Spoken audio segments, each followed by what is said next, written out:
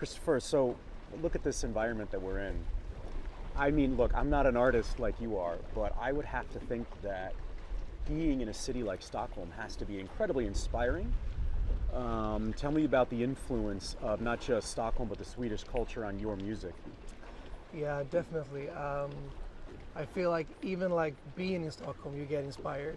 And I remember when I was a kid, I grew up in a small town called Falkenberg. I always dreamt about moving to Stockholm because You did.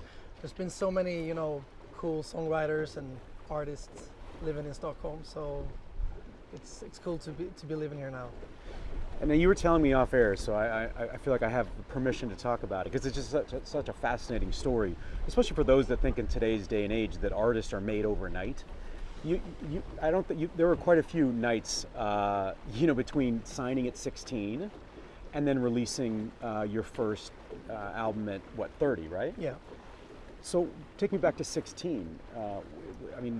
Was there elation? I mean, at what point did that wear off? Tell me about that as part of your journey. I think when I was 16, I just dreamt of being a rock star. I just wanted to go out and play, and I have my focus on different things than I have today. And I think I didn't know much about the music industry, so my parents wasn't in the music scene, so I kind of had to learn everything myself.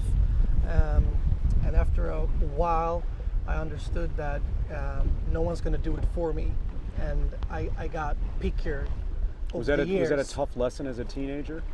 Yeah, it was. So we got signed, me and my band, and we thought we made it. Now we're just gonna go out and be rock stars. But that wasn't it. So that was kind of when the work started. You know what I mean? We had to become better songwriters, and we had to become better artists on stage. So I think that was a turning point for me, having music as a hobby.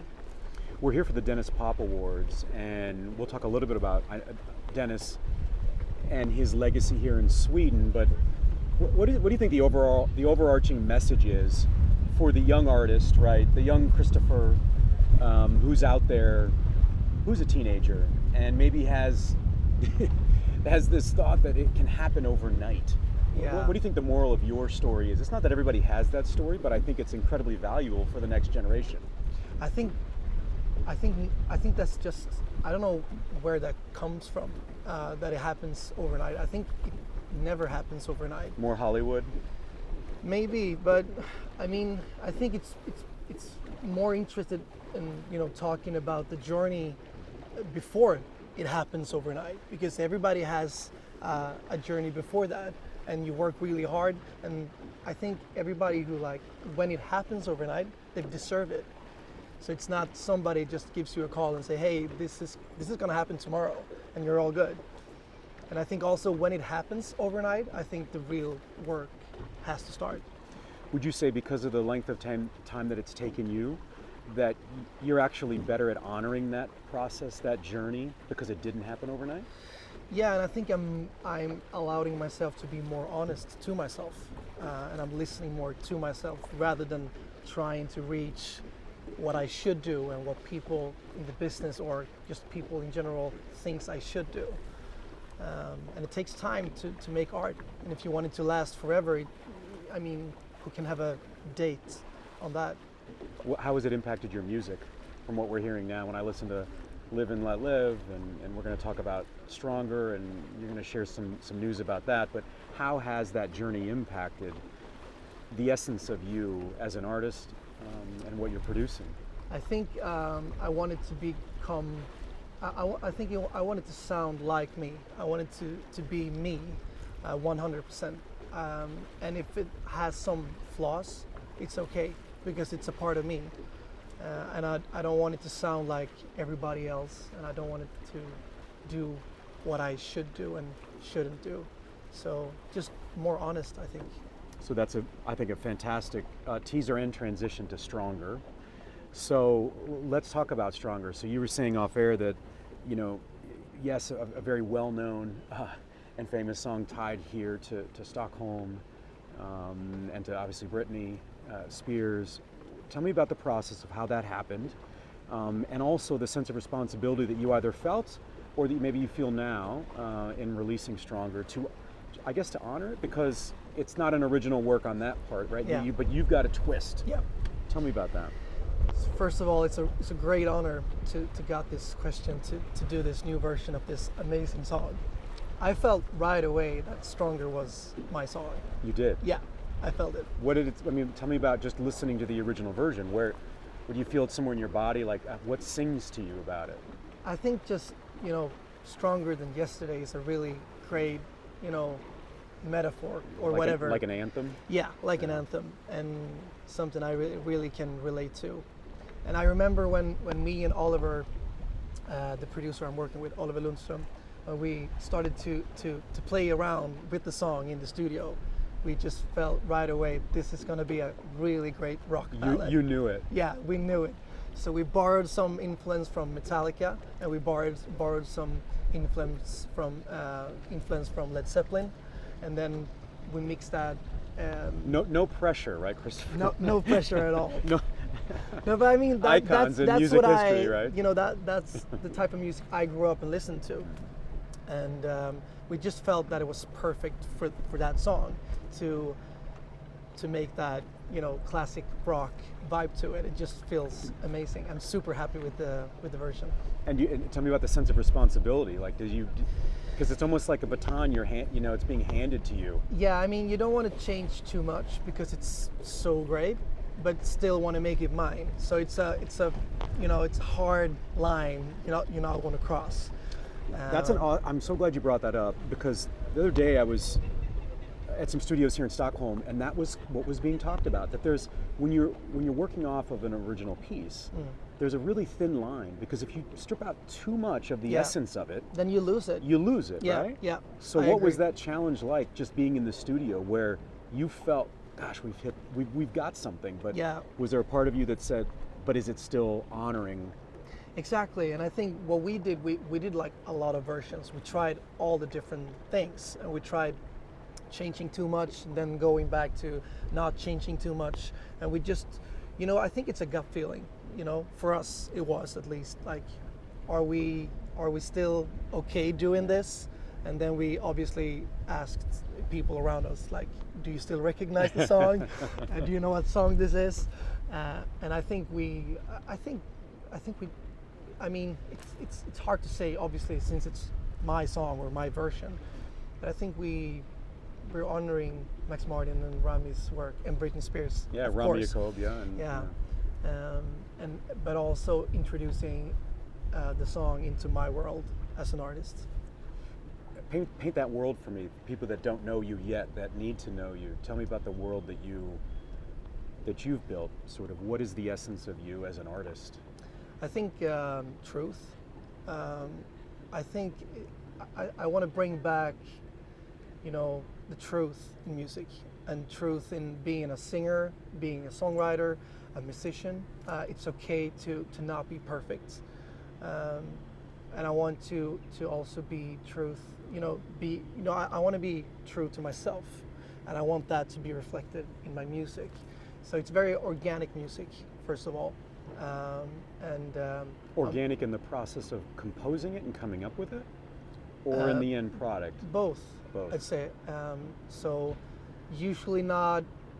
We're usually not recording much in the beginning. Just focusing on the songwriting, just playing guitar or piano, and then working really hard to get the lyrics right. And once the song is done and we're happy with the song, then we go to the studio and start producing it. So it takes longer time, and then obviously we record live drums and. But that's the authenticity, is what Yeah. I'm hearing. Yeah, totally. And I still want it to sound like modern and cool and something new. So it's not like, oh, this is gonna sound like the 70s. It's not like that. But I want it to be, a human being playing the instrument. I want it to have that human touch all over the work I'm doing. What's in your estimation, the greatest misconception about artists today? I mean, from an audience perspective, a consumer, everything can be so overproduced that you don't know what's real, maybe, and maybe this sort of speaks to your passion of truth. But what is the misconception? Because I've heard so much more about the process Yeah. and the grit and the grind, Yeah. then I think the profession and the industry gets credit for it. Yeah, that's a tough question.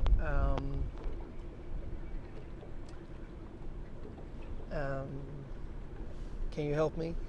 Yeah, I mean, just It's a tough I question. think it's hard because we have a younger generation that thinks they can flip on a camera Yeah. and play a few And just- chords, and yeah. it's magically going to happen. Yeah. And while it's exciting that these opportunities are out there, Yeah. it also does a little bit of a disservice to those that have put in the time.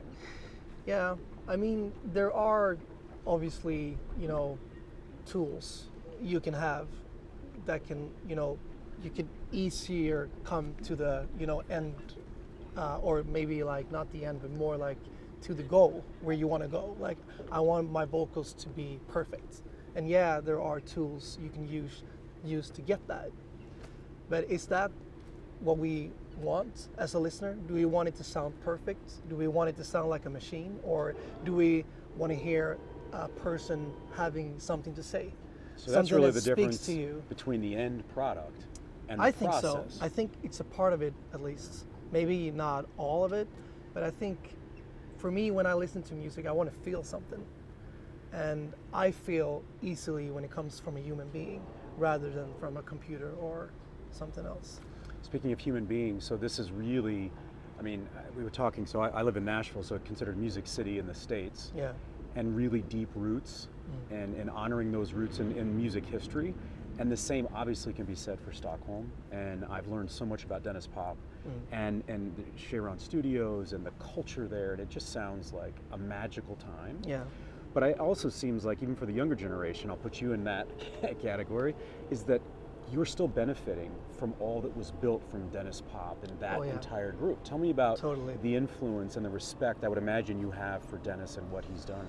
Yeah, so much. I mean, growing up and, learning that the songs we were dancing to and singing along to was made from, Swedish guys.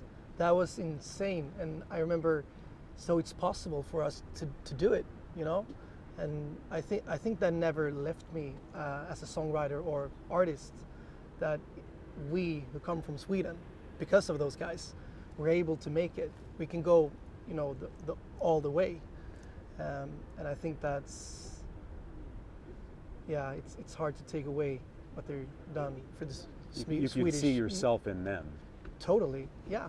And I think they did what I'm doing today. Go to the studio every day and work hard and just try to write the perfect song. And it's possible. And I think that's...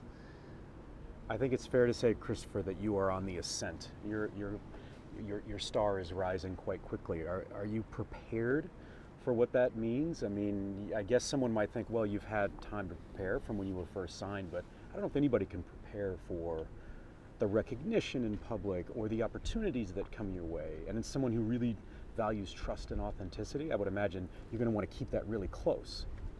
Yeah, I mean, I don't think you can be prepared, but I think you can be, I don't know the right word for it, but I think you can be mentally, like, in a state of mind where you're going to be able to keep yourself first, because I don't want to lose myself just because it's going to be, now I'm speaking about it's happening, but that's what I think and Yeah. hope for. But I think just keep doing what I do today and be true to the art rather than this persona of being a huge artist, because that's not what I'm searching for. That's not the goal. That's not the goal for me. Rather to have a song that's going to live forever than me as an artist going to live forever. That's the goal. The music always going to come first for me. Well, what a treat to be able to spend time with you at this point in your career with this incredible environment on the X-Shore boat. This is one for the memory bank, and For me as well. I'm an immediate fan, and I look forward to hearing stronger and more music coming from you. Thank you, Kristofer. Thank you.